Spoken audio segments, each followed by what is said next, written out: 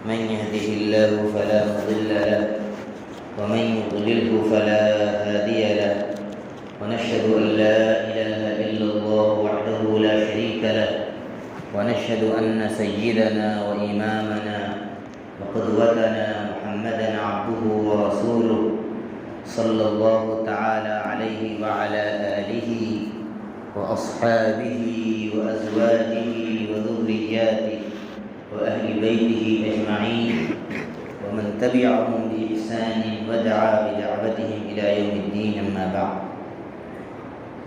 أعوذ بالله من الشيطان الرجيم. بسم الله الرحمن الرحيم. مثل الذين ينفقون أموالهم في سبيل الله كمثل حبة أنبتت 7 سنابل في كل سنبلة 100 حبة والله يضاعف لمن يشاء والله واسع عليم. وعن أبي هريرة رضي الله عنه قال قال رسول الله صلى الله عليه وسلم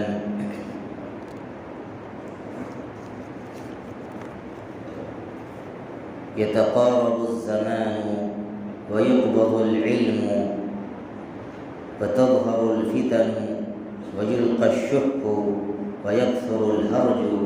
قالوا وما الهرج؟ قال القتل. متفق علیہ. میرے محترم ایمانی بھائیوں، بزرگوں اور دوستوں، ابھی ہم نے آپ کے سامنے اللہ کی توفیق سے قرآن مجید کی ایک آیت کریمہ تلاوت کی، 3 پارے کی سورہ بقرہ کی 261 نمبر کی آیت ہے، اور ایک حدیث پاک آپ کے سامنے پڑھ کر سنانے کا شرف حاصل کیا۔ نبی پاک صلی اللہ علیہ وسلم کی باتوں میں، یعنی آپ کی حدیثوں میں، نبی کی بات کو بات نہیں کہتے ہیں، نبی کی بات کو حدیث کہتے ہیں۔ عام لوگوں کی بات کو حدیث نہیں کہہ سکتے، چونکہ نبی کی بات ہے اس لیے اسے حدیث کہتے ہیں۔ حدیث رسول، کلام رسول، نبی پاک صلی اللہ علیہ وسلم کی زبان مبارک سے نکلے ہوئے الفاظ، اور نبی پاک صلی اللہ علیہ وسلم کے جو بے شمار معجزے ہیں جو اللہ تعالیٰ نے آپ کو عطا فرمائے تھے، اس میں ایک معجزہ یہ بھی تھا کہ آپ نے ارشاد فرمایا اوتیت جوامع الکلم، مجھے باتوں میں بہت ہی جامع باتیں عطا کی گئی ہیں اللہ کی طرف سے۔ یعنی جملے چھوٹے ہوتے ہیں، الفاظ کم ہوتے ہیں، لیکن اس کے اندر معانی کا سمندر ہوتا ہے، اور جس کو جتنا علم ہوتا ہے وہ اس کی گہرائی میں جا کر اس کے معنی کو اور اس کے مطلب کو سمجھتا ہے۔ حضرت ابو ہریرہ رضی اللہ عنہ کی روایت ہے کہ نبی پاک صلی اللہ علیہ وسلم نے ارشاد فرمایا یتقارب الزمان، کہ زمانہ قریب ہو جائے گا یا زمانہ سمٹ جائے گا۔ علماء نے اس کے کئی مطلب لیے۔ زمانہ قریب ہو جائے گا، اس کا ایک مطلب یہ ہے کہ قیامت بہت ہی قریب آ جائے گی، قیامت قریب ہے، قیامت میں دیر نہیں لگے گی۔ دوسرا مطلب علماء نے یہ بیان کیا ہے کہ لوگ فتنے میں اور شر میں آپس میں ایک دوسرے کے بہت قریب ہو جائیں گے، ایک سے دوسرے کو شر اور فتنے کا خوف رہے گا، آپس میں ہی ایک دوسرے کو شر اور فتنے میں مبتلا کرنے میں لوگ قریب ہو جائیں گے۔ اور ایک مطلب یہ بیان کیا ہے کہ لوگوں کے اعمال کم ہو جائیں گے، ہمتیں پست ہو جائیں گی، عمل میں کمی آ جائے گی، عمل میں کوتاہی آ جائے گی۔ اور ایک مطلب یہ بیان کیا گیا ہے کہ زمانہ سمٹ جائے گا، یعنی سال مہینے کے برابر ہو جائے گا، مہینہ ہفتے کے برابر ہو جائے گا، اور اس کا ہم سب مشاہدہ کر رہے ہیں آج کل، جس کو عام زبان میں ہم لوگ کہتے ہیں کہ وقت سے برکت ختم ہو گئی۔ وہی دن ہے، وہی راتیں ہیں، لیکن ہمارے اوقات میں برکت نہیں رہی۔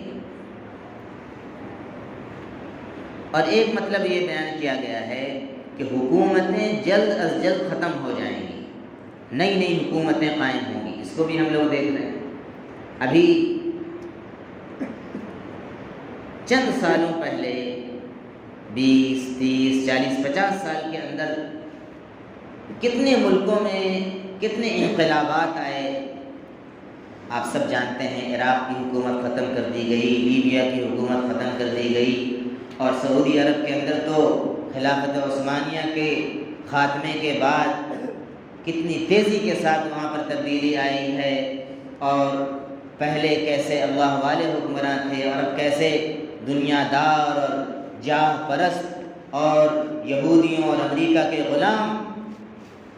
غلامی کرنے والے لوگ وہاں کی حکومت میں، ہم سب یہ دیکھ رہے ہیں۔ تو قیامت کے قریب جو جو باتیں ہوں گی، نبی پاک صلی اللہ علیہ وسلم نے ان میں سے چند باتوں کو اس حدیث میں بیان فرمایا ہے۔ اس میں پہلی بات کیا ہے؟ یتقارب الزمان، کہ زمانہ بہت ہی قریب آ جائے گا، زمانہ سمٹ جائے گا۔ اور دوسری چیز یہ ہو جائے گی وَيُقْبَضُ الْعِلْمُ، علم اٹھا لیا جائے گا۔ ایک بات سمجھیے، ہمارے استاذ تھے اور بڑے بڑوں کے استاد، ہمارے اساتذہ کے بھی استاد حضرت مولانا سید محمد رابع حسنی ندوی رحمۃ اللہ علیہ، جو حضرت مولانا علی میاں رحمۃ اللہ علیہ کے بھانجے تھے اور ان کے جانشین اور خلیفہ تھے۔ وہ ہم لوگوں کو بتاتے تھے کہ دیکھو، علم میں اور معلومات میں بہت فرق ہے۔ علم میں اور معلومات میں بہت فرق ہے۔ انگلش میں علم کو کہتے ہیں سائنس، اور معلومات کو کہتے ہیں انفارمیشن ٹیکنالوجی۔ آج کل انفارمیشن کو ہم لوگ علم سمجھ رہے ہیں۔ مثال کے طور پر کوئی بہت زیادہ نیوز دیکھتا ہے تو وہ یہ سمجھ رہا ہے کہ میں بہت علم والا ہوں۔ کوئی بہت زیادہ گوگل پہ چیزوں کی تحقیق کرتا ہے تو وہ یہ سمجھ رہا ہے کہ میں بہت زیادہ علم والا ہوں۔ حالانکہ یہ علم نہیں ہے، یہ جسٹ انفارمیشن ہے، جسٹ معلومات آپ کو مل گئی۔ اور پھر بتاتے تھے کہ علم کسے کہتے ہیں۔ مثال سے حضرت مولانا ہم لوگ کو سمجھاتے تھے کہ علم کہتے ہیں کسی چیز کی تہ میں جانا، اس کی گہرائی میں جانا۔ جیسے کسی کو اگر یہ معلوم ہو جائے، کسی ذریعے سے خبر ملے کہ فلاں علاقے میں فلاں زمین کے نیچے دفینے چھپے ہوئے ہیں، سونے چاندی کے دفینے چھپے ہوئے ہیں، تو اب وہ کیا کرے گا؟ ظاہر ہے کہ وہ چھپ چھپا کر کسی بھی دوست کو بھی خبر نہ لگے، حتیٰ کہ بیوی کو بھی خبر نہ لگے، اور کھانے کو تو بالکل خبر نہ لگے، رات کے اندھیرے میں جائے گا پھاوڑا لے کر اور اس کو وہ کھودے گا،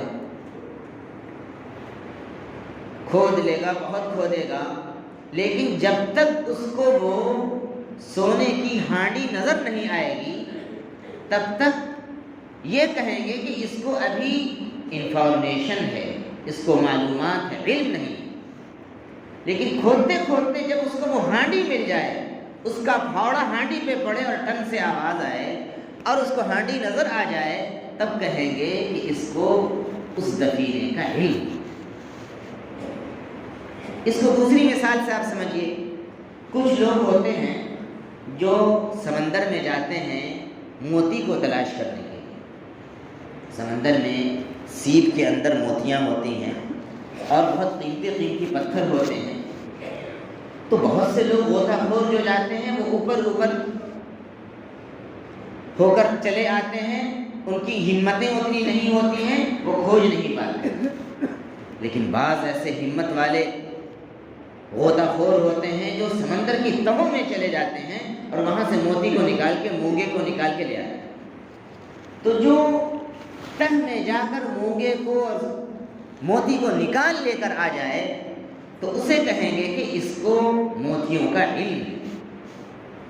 تو علم، نبی پاک صلی اللہ علیہ وسلم نے یہاں پر فرمایا کہ علم اٹھا لیا جائے۔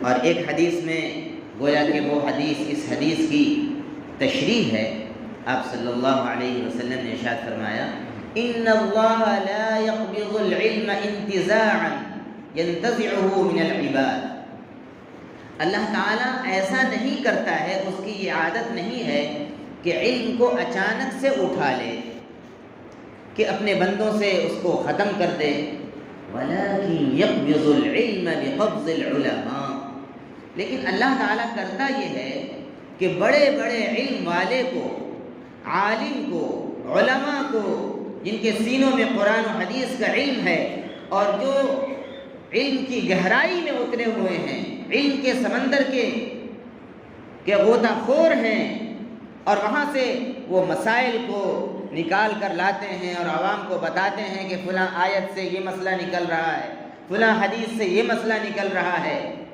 بڑے بڑے فقیہ، بڑے بڑے عالم، اللہ تعالیٰ ان کو اٹھاتا چلا جاتا ہے دنیا سے، ان کی وفات اور موت ہوتی رہتی ہے، اور اس طریقے سے علم کو اللہ تعالیٰ اٹھا دیتا ہے۔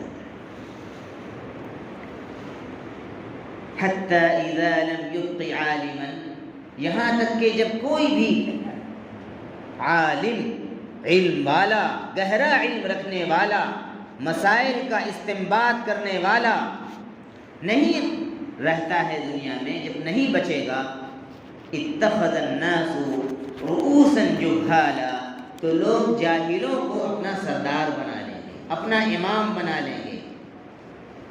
فسألوا، اور پھر اس سے، ان جاہلوں سے لوگ مسئلے پوچھیں گے۔ فافتوا بغیر علم، تو وہ بغیر علم کے فتویٰ دے گا، غلط سلط لوگوں کو مسائل بتائے گا۔ فضلوا واضلوا، اس کے نتیجے میں ہوگا یہ کہ وہ خود بھی گمراہ ہوگا اور لوگوں کو بھی گمراہ کرے گا۔ تو دوسری علامت آپ صلی اللہ علیہ وسلم نے اس حدیث میں ارشاد فرمائی، یقبض العلم، کہ علم اٹھا لیا جائے۔ اور تیسری بات نبی پاک صلی اللہ علیہ وسلم نے ارشاد فرمائی اس حدیث کے اندر، وَتَظْهَرُ الْفِتَنُ، کہ نئے نئے فتنے ظاہر ہوں گے۔ جو فتنے پہلے نہیں تھے، اسلام کی 1400 سالہ تاریخ میں پہلے جو فتنے نہیں آئے، وہ نئے نئے فتنے ظاہر ہوں گے۔ مثال کے طور پر نبوت کا فتنہ، لوگ نبوت کا اعلان کریں گے، اپنے نبی ہونے کا اعلان کریں گے۔ ظاہر ہے کہ یہ فتنہ نبی پاک صلی اللہ علیہ وسلم کے زمانے میں شروع ہو گیا تھا، لیکن آپ صلی اللہ علیہ وسلم نے فرمایا کہ میرے بعد 30 ایسے جھوٹے اور دجال لوگ آئیں گے۔ دجل کہتے ہیں فریب دینا، دھوکہ دینا، اسی سے دجال بنا ہے۔ بہت زیادہ دھوکہ دینے والے کو دجال کہتے ہیں۔ دجال کو دجال کیوں کہتے ہیں؟ وہ ایک ہاتھ میں جنت لے کر آئے گا، ایک ہاتھ میں دوزخ لے کر آئے گا، اور جھوٹ بولے گا لوگوں سے کہ اگر تم مجھ کو اللہ مان لو، خدا مان لو، تو تم کو جنت میں ڈال دیں گے، اور تم مجھ کو اگر خدا نہیں مانو گے تو تم کو جہنم میں ڈالیں گے۔ حدیث میں ہے کہ وہ چونکہ جھوٹا ہوگا، اس لیے جو ایمان کی کمزوری کی بنیاد پر اس کو خدا مان لے گا اور اس کی جنت میں جائے گا، تو کل قیامت کے دن وہ جہنم میں جائے گا، اور جو اس کا انکار کر دے گا اور اس کو سزا کے طور پر دجال اپنی جہنم میں ڈالے گا، تو وہ مومن کل قیامت میں جنت میں جائے گا۔ تو دجال کو دجال کیوں کہتے ہیں؟ کیونکہ وہ جھوٹا ہوگا۔ تو آپ صلی اللہ علیہ وسلم نے فرمایا کہ میرے بعد 30 ایسے جھوٹے لوگ، فریب دینے والے، دجل کرنے والے آئیں گے، جس میں سے ہر ایک اس بات کا دعویٰ کرے گا کہ میں نبی ہوں۔ مرزا غلام احمد قادیانی، قادیان جو پڑوس ملک میں ہے، اس نے نبوت کا دعویٰ کیا۔ ایک اور پرویز نامی شخص تھا پڑوس ملک میں، اس نے بھی بڑے بڑے دعوے کیے۔ ایک اور ابھی یوٹیوب پہ بہت زیادہ چل رہا ہے، وہ تو اپنے جو ان کے پیر تھے نعوذ باللہ، ان کو تو وہ خدا مانتے ہیں۔ تو نئے نئے فتنے ظاہر ہوں گے، ایسے فتنے کہ آدمی کو اپنا دین بچانا مشکل ہو جائے گا۔ آج کل دیکھ لیجئے یوٹیوب پر بہت سارے لوگ ایسے ہیں جو عالم نہیں ہیں، جو کسی ادارے سے فارغ نہیں ہیں، اور ادھر ادھر کی باتیں بتاتے رہتے ہیں۔ کوئی تصوف کی بات بتا رہا ہے، کوئی ادھر کی بات بتا رہا ہے۔ ایک صاحب مجھے کچھ دن پہلے یہیں آزاد بستی میں ملے، اچھے خاصے نیک آدمی ہیں، تو مجھے کہنے لگے کہ صاحب وہ کیا تصوف کی باتیں بتاتے ہیں امام صاحب، ارے وہ بہت پہنچے ہوئے ہیں۔ ہم نے کہا کون ہیں؟ تو جن کا میں ابھی تذکرہ کر رہا ہوں اسی کا وہ نام لے رہے ہیں۔ مجھے نام یاد آ جائے گا، میں بتا دوں گا کسی وقت آپ کو۔ داڑھی وغیرہ بھی اتنی چھوٹی سی ہے، نہ سر پہ ٹوپی ہے، اور وہ کلمہ پڑھتا ہے، لا الہ الا اللہ نہیں پڑھتے ہیں، وہ اپنا جو پیر تھا اس کا نام لیتا ہے الا اللہ کی جگہ پر۔ کسی وقت میں تفصیل یاد آئے گی تو میں بتا دوں۔ تو یہ فتنے ریلیونٹ ہیں، اس زمانے میں چل رہے ہیں، اور نہ جانے کیسے کیسے فتنے آئیں گے اگر آدمی کے پاس علم نہ ہو، علماء حق کی رہنمائی نہ ہو، تو آدمی گمراہ ہو جائے۔ اور چوتھی بات نبی پاک صلی اللہ علیہ وسلم نے یہ ارشاد فرمائی، وَيُلْقَ الشُّحُّ، کہ بخالت لوگوں کے اندر ڈال دی جائے گی، کنجوسی ڈال دی جائے گی۔ آج کے زمانے میں دیکھ لیجیے، بھائی بھائی پر خرچ کرنے کے لیے تیار نہیں، اور یہ تو چھوڑ دیجئے، آدمی خود اپنے اوپر خرچ کرنے کے لیے تیار نہیں۔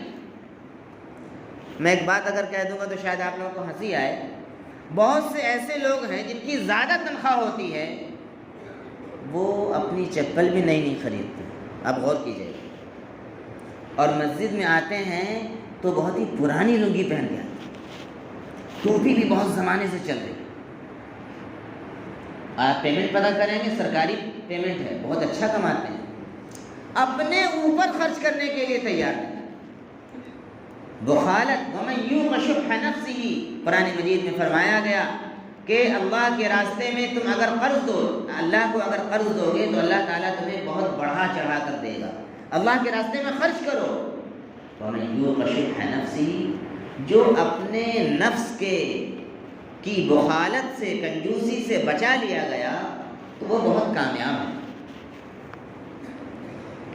ایک حدیث میں فرمایا گیا، حضرت ابو ہریرہ رضی اللہ عنہ کی روایت ہے، امام ترمذی نے اس کو اپنی سنن میں روایت کیا ہے کہ اللہ کے رسول صلی اللہ علیہ وسلم نے ارشاد فرمایا، غور سے سنیے گا، السخی قریب من اللہ، قریب من الجنہ، قریب من الناس، بعید من النار، کہ جو سخی انسان ہوتا ہے، اللہ کے راستے میں خرچ کرتا ہے، جہاد میں خرچ کرتا ہے، اور زکوٰۃ نکالتا ہے جوڑ کر، عام صدقات بھی نکالتا رہتا ہے، کسی بیوہ کو دیکھا، کسی یتیم کو دیکھا، اس کے دل میں جذبہ پیدا ہو جاتا ہے، اور اس ذات پر بھروسہ کر کے جس کے پاس ہر چیز کے خزانے ہیں، وہ نکال کر دے دیتا ہے، جوڑ جوڑ کر نہیں دیتا ہے۔ ہر وقت وہ 1 کا سکہ اور 2 کا سکہ نہیں دیکھتا ہے، اگر 500 کا نوٹ بھی اگر اس کے جیب میں آ جاتا ہے تو وہ دے دیتا ہے کہ جس اللہ نے مجھے 500 دیا ہے میں اس کے دوں گا تو اللہ تعالیٰ مجھے اس کے بدلے میں 5000 اور 10,000 دے۔ اس یقین کے ساتھ جو دے دیتا ہے تو وہ اللہ تعالیٰ سے بہت قریب ہے۔ السخی قریب من اللہ، سخی شخص اللہ سے قریب ہے، قریب من الجنہ، جنت سے قریب ہے، قریب من الناس، لوگوں سے بھی قریب ہے، لوگوں کی محبتیں ملتی ہیں، لوگوں کے دلوں میں اس کی عزت ہوتی ہے، بعید من النار، اور جہنم سے اللہ تعالیٰ اس کو بہت دور رکھے گا۔ والبخیل بعید من اللہ، بعید من الجنہ، بعید من الناس، قریب من النار، اور جو بخیل شخص ہے، کنجوس شخص ہے، وہ اللہ سے بہت دور ہے، جنت سے بہت دور ہے، لوگوں سے بھی بہت دور ہے، بخیل سے کوئی محبت نہیں کرتا ہے، بخیل شخص کو کوئی پسند نہیں کرتا ہے۔ مسجد کا چندہ لینے جائیے، مدرسے کا چندہ لینے جائیے، لکھا دیں گے بعد میں آئیے گا نا، ہم لکھا دیں گے، ہم لوگ سے مشورہ کر کے بتا دیں گے۔ ایسے لوگوں کا تجربہ آپ کو بھی ہوگا، مجھے بھی ہے، پوری بستی والوں کو ہوگا۔ یہ مسجد بنی ہے، کتنے لوگ چندہ کرنے باہر گئے تھے، سب لوگوں کو اس کا تجربہ ہوگا۔ جو زیادہ لام قاف کرے کہ بعد میں لکھا دوں گا، بڑا اماؤنٹ آپ کو بتا دوں گا، سمجھ لیجیے کہ وہ بہت کنجوس آدمی ہے، وہ بہت بخیل ہے، وہ دینے والا نہیں ہے، وہ شیطان کے جھانسے میں آ گیا ہے۔ شیطان کیا کرتا ہے؟ الشیطان یعدکم الفقر، شیطان تم کو فقر کا، غریبی کا ڈر دکھاتا ہے۔ میرے پاس ایک لاکھ کی سیلری ہے، میں 500 دے دوں گا، ارے 90,500 ہی تو بچے گا، ایسے دکھاتا ہے شیطان سے۔ الشیطان یعدکم الفقر وَيَأْمُرُكُمْ بِالْفَحْشَاءِ، اور برائی کا بہت حکم کرتا ہے۔ وہی بخیل شخص جب بچے کی شادی کرے گا 10,000 کا وہ پٹاخہ پھوڑے گا، اور جب امام صاحب کہیں گے آپ نے پٹاخہ کیوں پھوڑ دیا، یہ غیر شرعی کام ہے، کیا کیجیے گا امام صاحب، بچے لوگ مانتے نہیں ہیں نا، کیا کیجیے گا، مدرسے کا چندہ لینے جائیے، ارے ہم لوگ بہت غریب ہیں، ہم کو چھوڑ دیجیے۔ وہ آدمی سے ملیے نا، دیکھیں وہ دروازہ بہت دینے والا ہے۔ جب کنجوسی ہے تمہارے دل میں تو اللہ بھی تم کو جوڑ جوڑ کر دے گا، تم جوڑ کر دو گے تو اللہ بھی تم کو جوڑ کر دے گا۔ حضرت ام سلمہ رضی اللہ عنہ سے آپ نے فرمایا تھا اپنی بیوی سے کہ تم جوڑ کر مت دیا کرو اللہ کے راستے میں، ورنہ اللہ بھی تمہیں جوڑ کر دے گا۔ تو بخیل شخص اللہ سے دور، جنت سے دور، لوگوں سے دور اور جہنم سے بہت قریب ہے۔ اور اخیر میں کیا فرمایا نبی پاک صلی اللہ علیہ وسلم نے؟ وَلَا سَخِيٌّ جَاهِلٌ أَحَبُّ إِلَى اللَّهِ مِنْ عَابِدٍ بَخِيلٍ، کہ ایک جاہل شخص، جاہل سخی، علم والا نہیں ہے، عبادت والا نہیں ہے، لیکن سخی ہے، اللہ کے راستے میں دیتا ہے، وہ اللہ کو کہیں زیادہ پیارا ہے اس عابد سے، عبادت کرنے والے سے جو کنجوس ہے۔ اب اس حدیث کی روشنی میں ہم سب اپنا جائزہ لیں کہ ہم کہاں پر کھڑے ہوئے ہیں۔ ماشاءاللہ بعض لوگ بہت عبادت گزار ہیں، لیکن کبھی بھی آپ نے ان کے گھر سے ایک کپ چائے نہیں پی ہوگی، اور دوسروں سے وہ چاہتے ہیں کہ ہم کو چائے پلائیں۔ آپ لوگوں سے دور ہیں، چونکہ آپ خرچ نہیں کر رہے ہیں تو لوگ بھی آپ پر خرچ نہیں کر رہے ہیں۔ آپ اللہ کے راستے میں نہیں دے رہے ہیں تو آپ کو بھی اللہ تعالیٰ کم دے رہا ہے۔ یاد رکھیے برکت کا راز، روزی میں وسعت کا راز، کوئی اگر چاہتا ہے کہ مجھے بے تحاشا ملے، واللہ یعدکم مغفرہ، اللہ کے راستے میں تم خرچ کرو گے تو اللہ تعالیٰ تم سے مغفرت کا وعدہ کرتا ہے، وفضلا، اور اپنی طرف سے فضل کا وعدہ فرماتا ہے، اتنا دے گا اللہ تعالیٰ، واللہ واسع علیم، اللہ کے پاس خزانے ہر چیز کے پاس بہت وسعت والا ہے اللہ، اور بہت علم والا ہے، تم رکھ نہیں سکو گے، اتنا اللہ تعالیٰ دے گا کہ تم رکھ نہیں سکو گے۔ میرے بھائیوں، اس حدیث کی روشنی میں حدیثیں، قرآن کی آیتیں ایک آئینہ ہوتی ہیں، ہم سب اپنی زندگی کو اس آئینے میں دیکھیں کہ ہماری زندگی میں کتنے عیب ہیں اور کتنی اچھائی ہے، ہم اس حدیث کی روشنی میں کتنے خوبصورت ہیں، کتنے بدصورت ہیں، اور اپنے آپ کو، اگر چہرے پہ میرے کوئی داغ ہوتا ہے تو ہم کیا کرتے ہیں؟ اس داغ کو دور کرنے کے لیے ڈاکٹر کے پاس جاتے ہیں، ہم علماء کے پاس جائیں اور ان سے بتائیں کہ میرے اندر یہ بیماری ہے، ہم کیسے دور کریں؟ اللہ والے آپ کو نسخہ بتائیں گے کہ کیسے آپ کو یہ بیماری دور کرنی ہے۔ اللہ تعالیٰ ہم سبوں کو ان کلمات کو اللہ تعالیٰ قبول فرمائے، اور اس حدیث کی روشنی میں اللہ تعالیٰ سب سے پہلے کہنے والے کو اور سننے والوں کو اپنی زندگیوں کو اس کے مطابق کرنے کی اللہ تعالیٰ توفیق عطا فرمائے۔ آمین وآخر دعوانا۔